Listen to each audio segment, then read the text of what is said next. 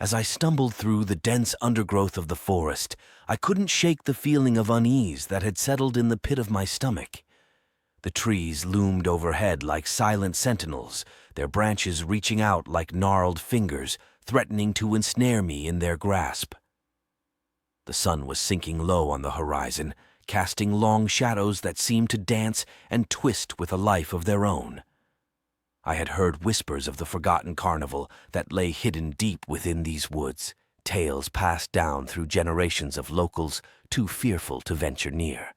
They spoke of a place frozen in time, where the laughter of children and the melodies of calliope music still echoed through the night, despite the passage of decades. As I pushed through the underbrush, the sounds of the forest fell away, replaced by an eerie silence that sent shivers down my spine. It was as if the very air held its breath, waiting to see what fate had befallen those foolish enough to trespass upon this cursed ground. Finally, after what felt like hours of stumbling blindly through the darkness, I stumbled into a clearing and froze in awe at the sight before me. The carnival stood before me, its once vibrant colors faded and peeling, but still retaining a haunting beauty that sent a chill down my spine. The Ferris wheel stood tall and imposing against the night sky, its rusted frame creaking in the gentle breeze. The carousel spun lazily in the darkness, its painted horses frozen in mid-gallop, their eyes wide with a sense of eternal terror. The tents and booths that lined the carnival grounds were tattered and torn, their once lively inhabitants now nothing but dust and memories. Despite the decay that surrounded me, I couldn't shake the feeling that I was being watched. It was as if 1,000 eyes were upon me, unseen but ever present, their gaze piercing through the darkness and into the very depths of my soul. With a trembling hand, I reached out to touch one of the decrepit game booths, the wood splintering beneath my fingertips. Suddenly, a voice echoed through the night, sending me reeling back in terror. "Welcome to the carnival," it whispered, the words dripping with malice and decay. I spun around, searching frantically for the source of the voice, but found nothing but the empty darkness staring back at me. "Who's there?" I called out, my voice trembling with fear. But there was no answer, only the sound of my own racing heartbeat pounding in my ears. I knew then that I should turn and run, to flee this cursed place and never look back. But something held me rooted to the spot, a morbid curiosity that refused to let me leave until I had uncovered the secrets that lay hidden within these crumbling ruins. As I ventured deeper into the heart of the carnival, the air grew thicker with the stench of decay, and the shadows seemed to writhe and twist with a life of their own. I could hear the faint sounds of laughter and music drifting through the darkness, beckoning me ever closer to the heart of the nightmare. And then, suddenly, I found myself standing before the main tent, its faded canvas flapping in the wind like the tattered wings of some long-forgotten beast. With a trembling hand, I pushed aside the curtain and stepped inside, the darkness swallowing me whole.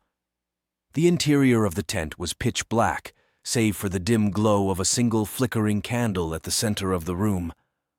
As my eyes adjusted to the darkness, I could make out the shapes of twisted figures lurking in the shadows, their eyes gleaming with a malevolent light. And then, as if on cue, the candle flickered and went out, plunging me into total darkness. I screamed, my voice echoing through the empty void, as unseen hands reached out to grasp at me from all sides. I fought and struggled, but it was no use. I was trapped, ensnared in the clutches of this nightmare come to life. And then, just as suddenly as it had begun, it was over. The darkness lifted, and I found myself standing once more in the clearing, the carnival nowhere to be seen. I stumbled out of the forest, my mind reeling from the horrors I had witnessed, vowing never to return to that accursed place again. But even now, as I lie awake in the dead of night, I can still hear the faint strains of music drifting through the darkness, and I know that the carnival will always be waiting, lurking just beyond the edge of sight, ready to ensnare its next unsuspecting victim in its twisted embrace.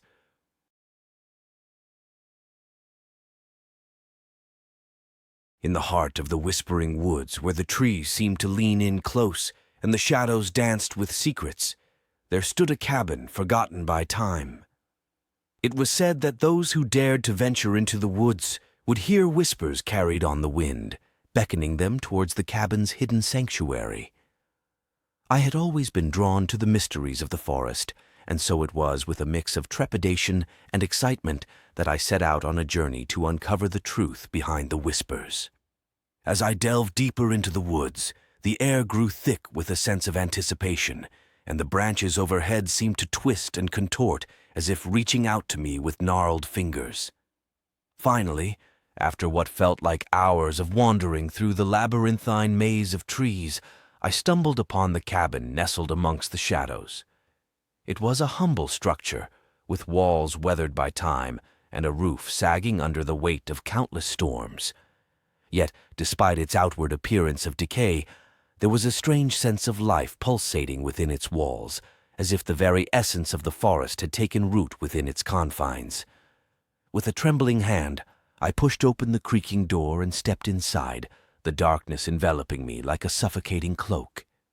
The air was heavy with the scent of damp earth and decaying leaves, and the only sound was the steady drip of water echoing through the silence. As my eyes adjusted to the dim light, I could make out the faint outline of furniture scattered haphazardly around the room. There was a table with a single chair pushed against it, a dusty rug lying crumpled on the floor, and an old fireplace with ashes long since gone cold. But it was what lay at the center of the room that caught my attention. A grand mirror, its surface clouded and cracked with age. It seemed to beckon to me, whispering secrets that only I could hear. With a sense of trepidation, I approached the mirror and reached out to touch its surface. As my fingers made contact, the world around me seemed to shift and warp, and I found myself standing in a clearing bathed in moonlight.